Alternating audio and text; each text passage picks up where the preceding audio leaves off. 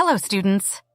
In this video, we're going to explore the science behind metals and learn how they go from raw materials to the everyday objects we rely on.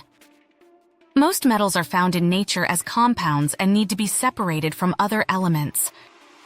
This brings us to the reactivity series, which ranks metals based on how reactive they are.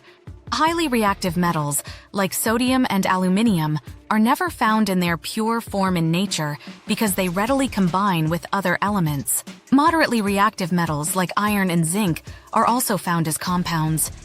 Less reactive metals, like gold and platinum, are more likely to be found in their native state because they don't react as easily with other substances.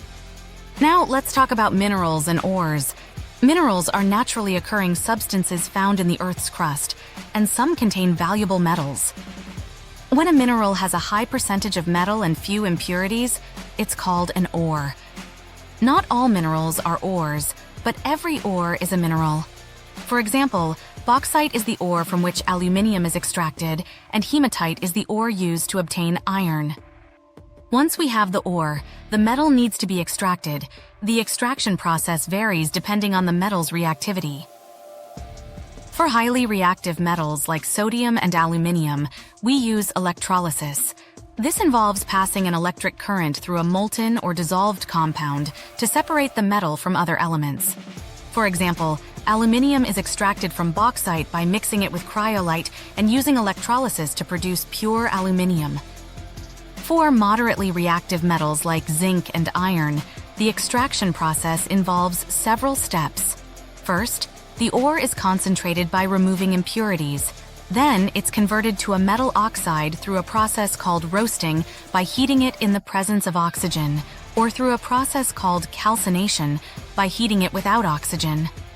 Finally, the metal oxide is reduced, often with carbon, to obtain the pure metal. For less reactive metals like copper and mercury, the extraction process is simpler. Copper, for instance, is obtained by roasting its ore to produce copper oxide, which is then reduced to copper metal. Once the metal is extracted, it's often impure and needs to be refined. One common method of refining is electrolytic refining, where the impure metal acts as the anode in an electrolytic cell. As an electric current passes through the cell, pure metal deposits onto the cathode, leaving impurities behind. This method is frequently used for metals like copper. After refining, metals are sometimes mixed with other metals to form alloys. Alloys often have better properties than pure metals. For example, brass is an alloy of copper and zinc, while bronze is an alloy of copper and tin.